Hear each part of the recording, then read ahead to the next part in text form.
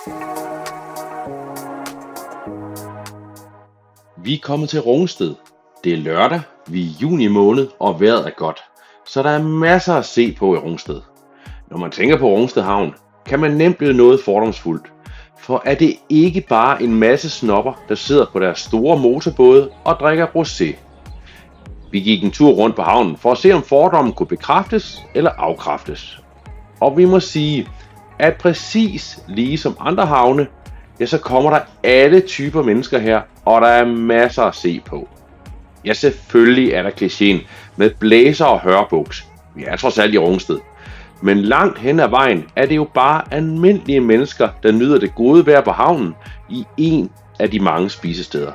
For i Rungsted, der er der masser af restauranter, og der er noget for enhver pengepunkt. Vi kan sagtens anbefale at besøge havnen, og efter en hyggelig dag er det tid at komme videre.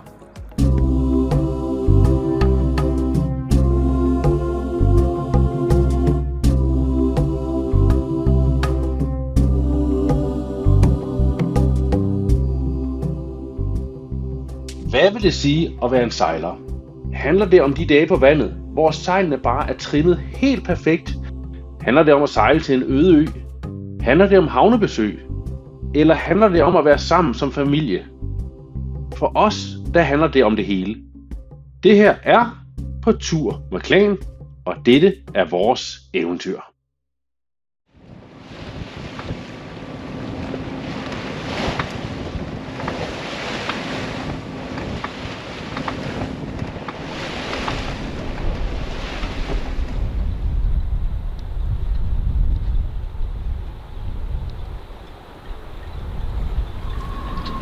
Så fik vi travet hele Vedbæk-havn rundt, og jeg har fået mærket efter min mave.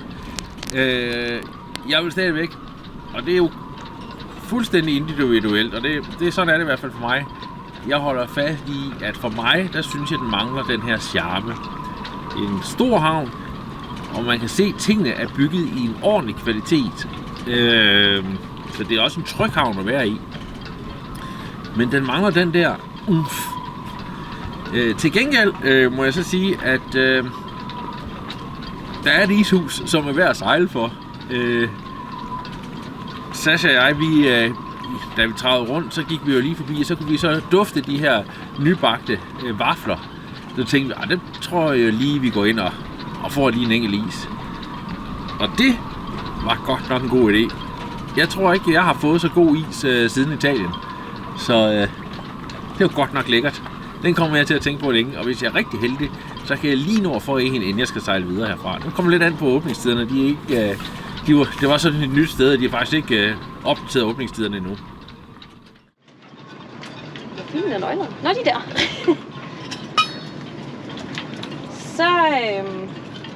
Så kommer vi lige til at efterlade båden her i halvanden døgns tid. Tager hjem. Og i morgen så skal Sønneke så til en mundtlig eksamen, hans mundtlige eksamen nummer 3. Og når han så har været til den, og vi er sikre på, at han har det godt igen, så smutter vi her tilbage til båden. Så kommer lige til at være halvanden døgn, hvor at Klan kommer til at ligge og hygge sig her i Vedbæk Havn. Og når Sasha siger, at vi skal lige sikre, at Klaas har det godt igen, så er det jo ikke... Så er det ikke fordi... Det er jo ikke fordi, vi er bange for, at han ikke har det godt. Nej, Klaas har det fint med de her eksamener. Det er ikke noget problem overhovedet. Det Sasha måske lidt glemmer os, det er jo, at, at vi rent faktisk får besøg af en tekniker i morgen. Så vi skal være hjemme hele dagen i morgen, fra klokken 7 til klokken 16. Så vi skulle være hjemme uanset hvad.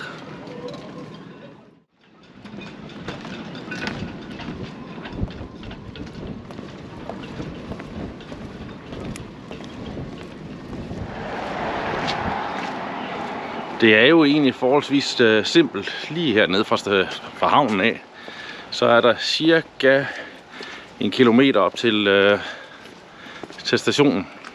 Og så tager vi kystbanen hjem. Og så, hvor lang tid må det tage? En time, 40 minutter? Ja, jeg tror vi er hjemme på måske lidt over en time. Så det passer perfekt i forhold til det, vi skal det her.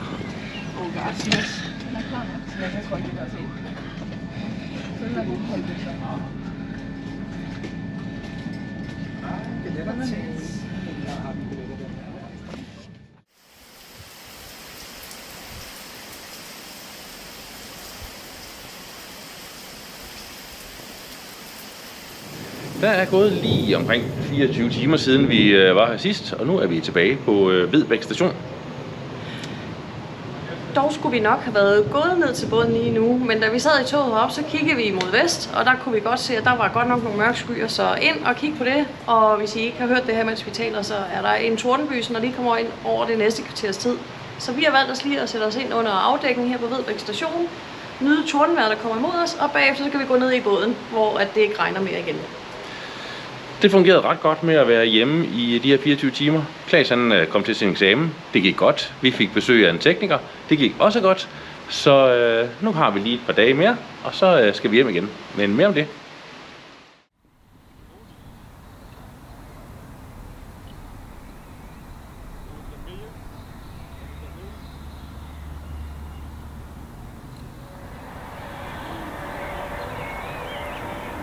Det er en helt stille aften. Øresund ligger fuldstændig som et spejl. Og Sasha og jeg vil lige udgå en lille tur på havnen. Og havnen, den er også helt stille.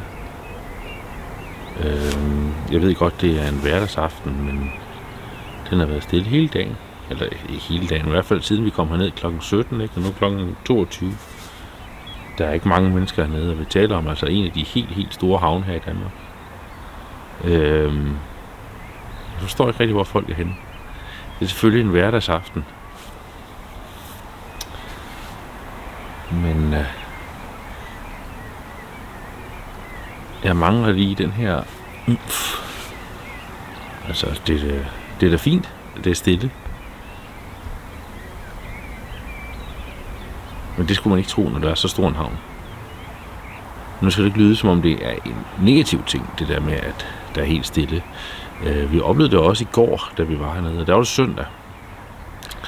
Der var der heller ikke sådan det helt store gang i den. Det er ikke negativt. Det er bare en undren, hvor denne folk kender, hvor er havnelivet henne her i Vedbæk. Det forstår jeg ikke helt. Jeg kan ikke rigtig helt regne det ud. Det er der sikkert nogen, der kan fortælle mig. Nu må I skrive det hernede i kommentarfeltet. Sasha og jeg havde besluttet i dag at tage det stille og roligt fra morgenen af. Så ikke noget med vækkeur eller noget som helst. Vi kunne bare ligge og slappe af. Så vi sov helt til 6:15 i dag. Og så har vi egentlig taget det sådan forholdsvis stille og roligt her fra morgenen af. Men selvom vi har gjort det, så kan vi godt mærke, at nu tror jeg bare, at vi vil gerne videre. Og klokken er kun 7:30. Ja, lige præcis. Der er ingen vind. Til gengæld er der en fin sol. Så det bliver en stille og rolig tur fra motor ned til næste havn, som er Skovshoved. Det er en tur på 8,5 sømil. Så skal vi ikke bare få tændt motoren og høre på den brumme, og så stille og roligt trille nedad. Det her det er jo en af de få gange, hvor jeg har fået lov til at sejle båden ud. Og jeg tror, det simpelthen skyldes, at der pt. I bund og grund nærmest ikke er noget vind. Så det er jo i bund og grund ligesom at sejle motorbåd. Men det lykkes jo. Så det kan jeg også finde ud af. Det kan alle finde ud af. Så det er bare at få lov til at prøve det for kaptajnen, skiperen. Ud og prøve det.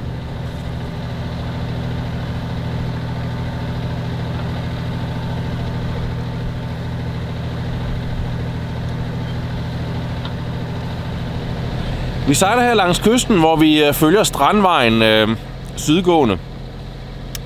Og det er ikke så ofte, vi har gjort det. Jeg tror faktisk aldrig nogensinde, at vi har gjort det før. Fordi normalt, når vi sejler her i Øresund, så er vi jo enten på vej op mod Helsingør, og så videre ud, eller på vej tilbage ned mod Køge Bugt. Og der sejler man altså noget længere ude. Så det er lidt sjovt at sådan se, hvordan kysten egentlig er. Og den er flot. Der er mange store huse her. Og det kender man jo, det er jo Strandvejen. Men det er lidt hyggeligt, synes jeg faktisk, at... det er lidt hyggeligt, når der er noget at kigge på sådan her. Så selvom det går for motor, så er det egentlig okay. Det er en god dag, det her.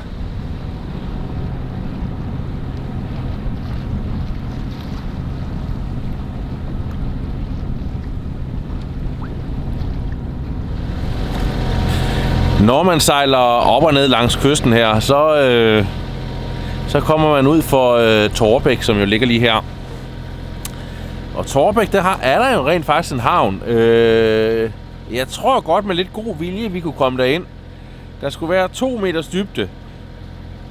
Problemet er bare, at det er en lille bitte havn, og der er aldrig plads derinde.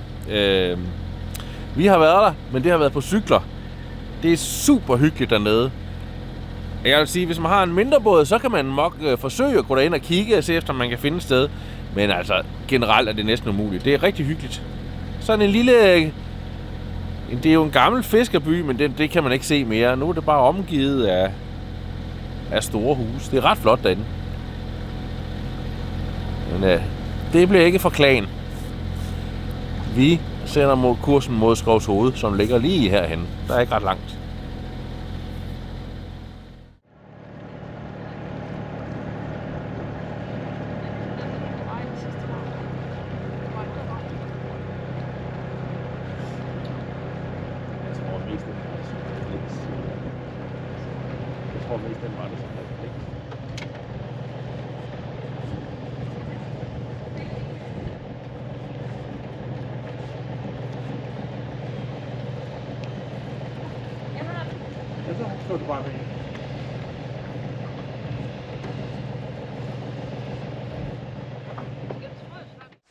Skovshoved Havn er en stor søsportshavn. Og når jeg siger søsportshavn, så mener jeg, at det her er nok, vil jeg mene, nogen vil sikkert være uenige, men jeg vil sige, at det her det er mekkaet for dansk sejlsport. Det er herude, at mange af de store sejlere de er blevet klikket herude i Matchrace-centret eller her i jolle-afdelingen. Der er 2 sejlklubber herude. Der er Skovshoved Sejlklub, og så er der KDY, som har en afdeling herude. Og der foregår rigtig meget sejlads. Det er fedt at komme til en havn, hvor man kan se hele tiden, at der både der sejler ind og ud. Og hvis man ligger her en weekend, så vil man højst sandsynligt se en eller anden form for stævne lige uden for havnen. Så der er altid noget at se på. Jeg er jo kommet her meget. Jeg har haft en jolle lige her om bag ved mig. Den havde jeg i et par år sammen med en anden en, hvor vi sejlede ned, og så hyggede vi med at sejle ud og sejle rigtig stærkt. Og så sejlede jeg en del år over i Matchrace-centret. Så jeg har brugt rigtig mange timer herude. Og Sascha må måske mene, at jeg har brugt for mange timer. Men det var ligesom sådan en aftale, vi havde, at jeg kom herud, og så kom jeg glad hjem, og så var alting godt. Nu går vi lige en tur rundt og kigger på det hele, inden vi får noget frokost. Det er jo godt vejr, så lad os gå ud og give den havnegas. Eller hvad det hedder. Jeg kom til Skovshoved med sådan en forudindtagelse om, at det ville være sådan den her søsportshavn, hvor der bare var noget kapsejlads. Og ellers bund og grund var det ligesom det. Det var ligesom det minde, jeg havde om den. Men nu har vi så prøvet at være som tursejler, og jeg har fuldstændig ændret mening. Det her, det er faktisk en relativ fed havn at være i. Der sker noget. Der var gang i den hele dagen i går. Masser, der sejlede ud og ind, og så, masser af mulighed for, der er nogle små caféer rundt omkring, og så har vi det her, street food marked, som hedder Halgot, hvor vi var hen og spise i går aftes, og der er altså en super stemning. Altså god mad, god stemning, gode drikkevarer, rigtig hyggeligt sted. Og så er der så mange ting, man kan prøve herude. Derudover er der selvfølgelig også oplandet. hvis man har nogle cykler eller nogle gode gåben, jamen så er der jo altså ikke ret langt op til hverken dyrehaven eller dyrehavsbakken. Man kan også man kan gå til Bellevue Strand, hvis man har lyst til det, men man kan også bare bade her. Det er virkelig en god havn, det her. Det er jo overrasket os. En af de ting, som vi selvfølgelig også bedømmer på, det er toiletforholdene for gæstesejlere. Og Sascha var inde og tjekke det, og synes egentlig, det var egentlig okay. Det er ikke prangende på nogen måde, det er det jo sjældent. Men i forhold til mange af de andre havne, vi har set heroppe langs kysten, så var det her faktisk ganske okay. Så det var egentlig ikke slemt. Altså, vi har givet 295 for at ligge her. Det er med strøm og med bad. Det er heller ikke galt. Så alt i alt, bing! Der er 1 tommel op fra Dennis. Måske halvanden. Skide godt. Nu skal vi bare lige have pakket båden det sidste sammen, og så sejler vi videre til næste havn. Så lad os se, hvor det ender. Vi ender hen.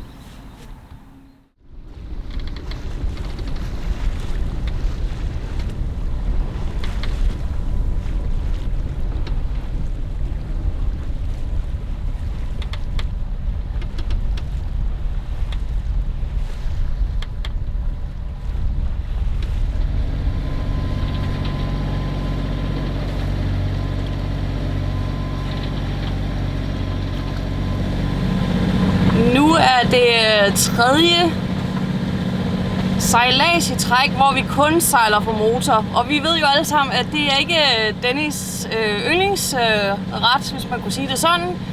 Men der er simpelthen så kort mellem de her havne, og der er altså ingen vind nærmest. Altså, så vil vi måske gå 1,5 knob i fart, og vi vil også gerne frem og opleve noget. Så det har været 3 ture, ren og skær for motor. Så kaptajnen han sidder dernede og ser en lille bitte mut ud over det. Men der er virkelig kort imellem havnene her, så det kan ikke betale sig at finde sejlene frem.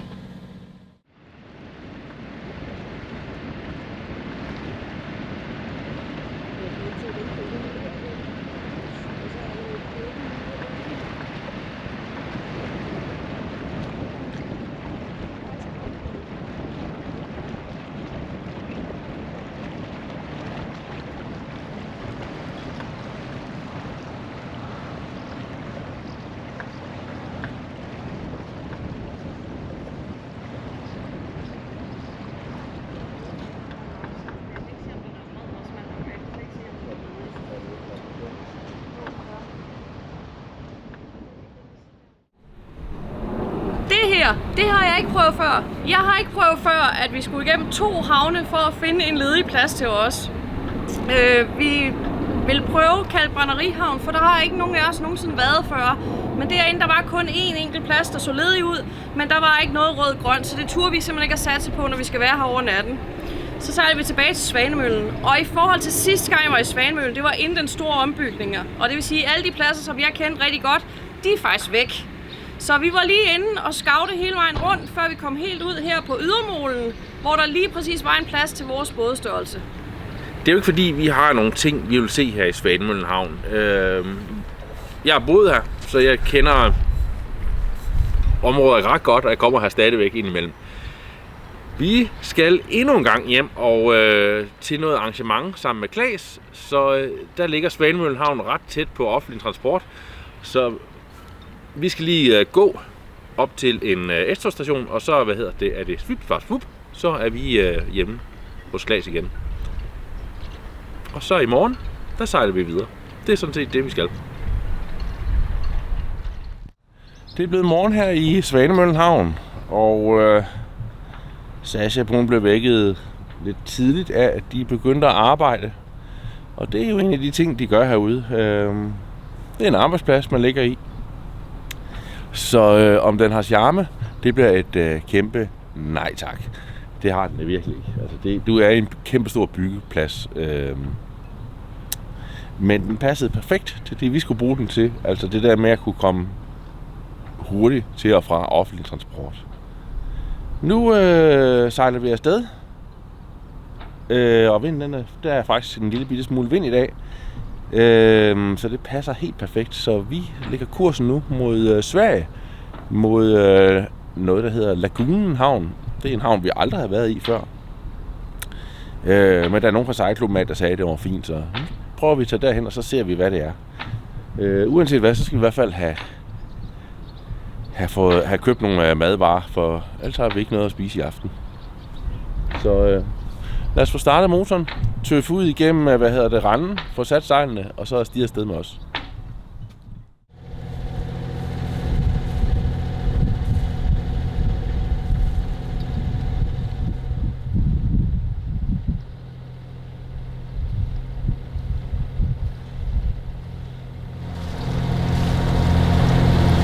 Der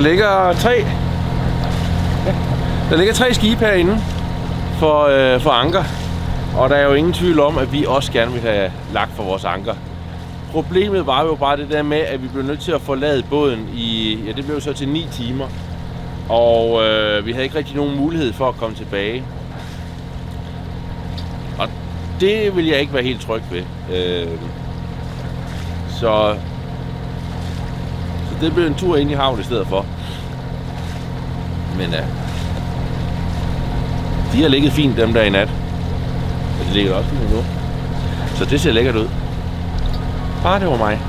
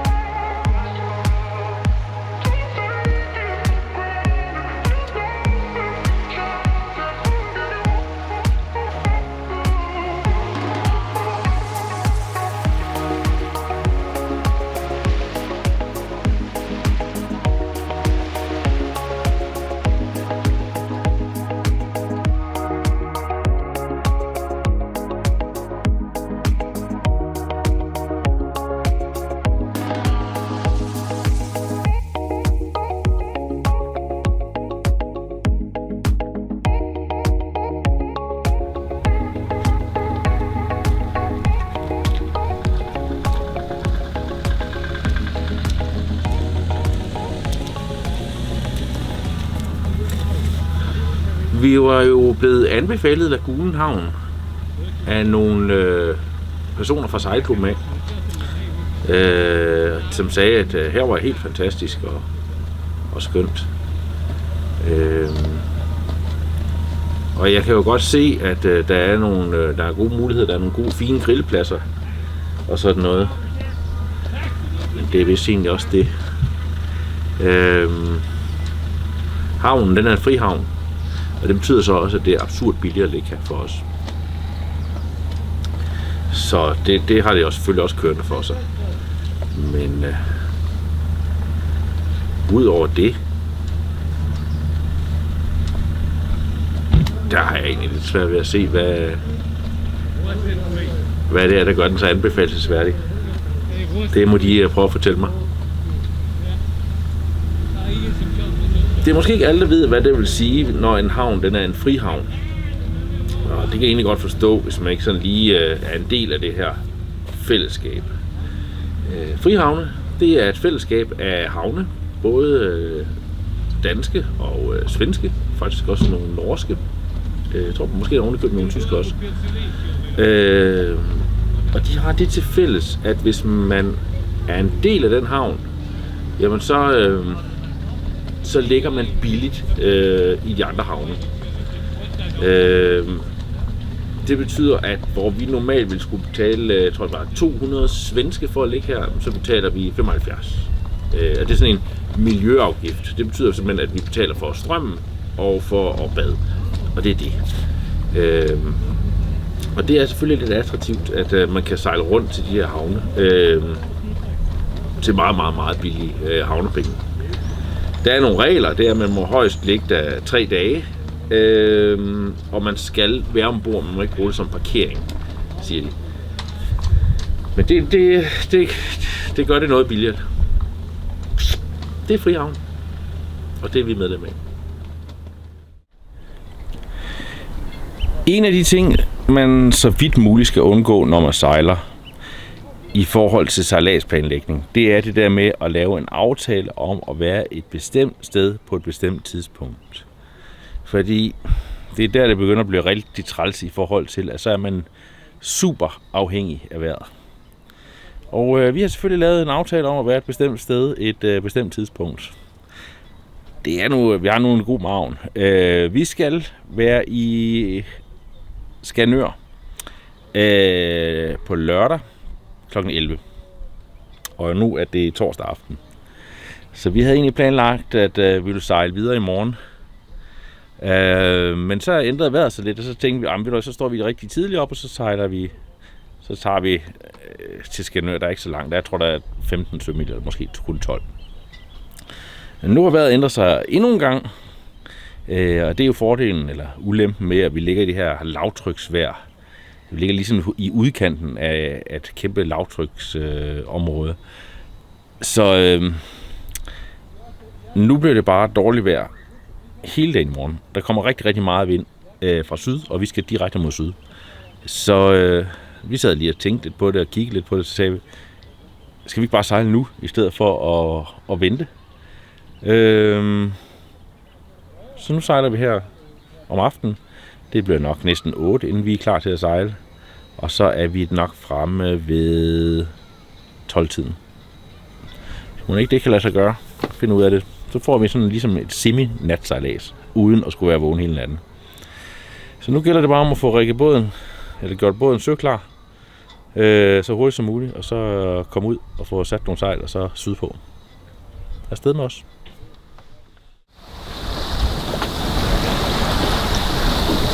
Altså de her pludselige indskydelser,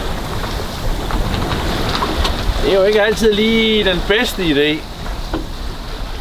Men jeg tror måske godt, det her det kunne gå ind og blive godt. Indtil videre er det i hvert fald ret lækker sejlads, vi får. Og hvis alternativet er at skulle ud i lortevejr, så er det her faktisk slet ikke så dumt. Det er... Altså, vi sejler som sædvanligt imod vinden, det gør vi jo altid på Klan. Der er ikke så meget af den, men til gengæld er det sådan ret lunt i det. Og nu kommer vi fremad, det er egentlig ret dejligt. Skal vi næste projekt her komme igennem broen. Og så skal vi have hævet sejlene, fordi så skal vi op på bytte vind bagefter. Og så må vi se, hvor langt vi kan sejle på sejl. I hvert fald så må vi jo pille dem ned. Så kommer vi endnu en gang under broen. Og det er jo relativt udramatisk. Altså vinden den bliver altid lidt mærkelig derinde, ikke? Men altså det er jo ganske kort, og så kommer der jo noget vind igen. Og så samtidig med noget modstrøm, så det går ikke fint. Det gør det altid. Og der er hurtigt ud fri vind igen. Og nu står den bare bund og rundt på hårdt kryds sydpå. Vinden er faktisk ret god, så det er bare videre. Men der er modstrøm, det er der ingen tvivl om.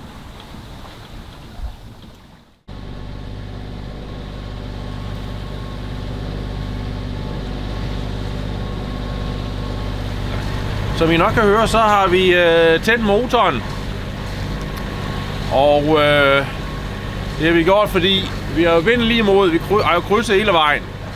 Men lige her, der er der relativt smalt. Vi har et stenbanke herude. Eller stenrev er det jo. Og så herinde har vi nogle lave punkter. Så det er sådan lidt for at komme igennem, ikke? Altså i teorien kunne man godt krydse, ikke? Men det er bare træls. Hvis det havde været sejlet den anden vej, havde jeg overhovedet ikke været betænkelig ved at sejle med sejl. Men fordi der er, lavt, så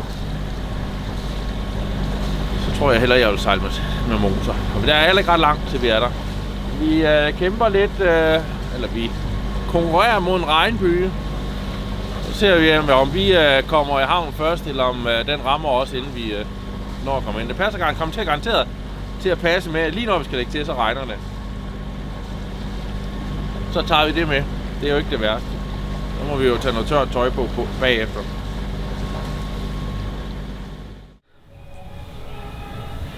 Så fik vi båden parkeret her i Skanør. Klokken den er nu 11 om aftenen.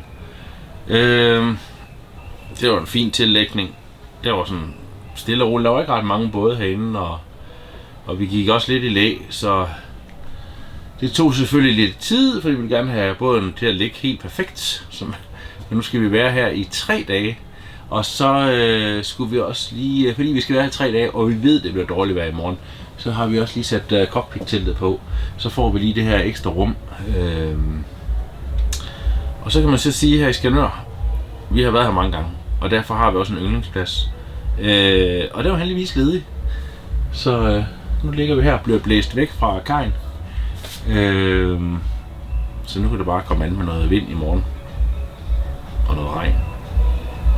Resten af aften, nu skal vi ned om læ, så tror jeg, at vi skal se lidt Netflix. Vi skal lige have en lille tår cola og en lille stykke Marabou, fordi man er jo i Sverige. Så when in Rome, Netflix and Marabou.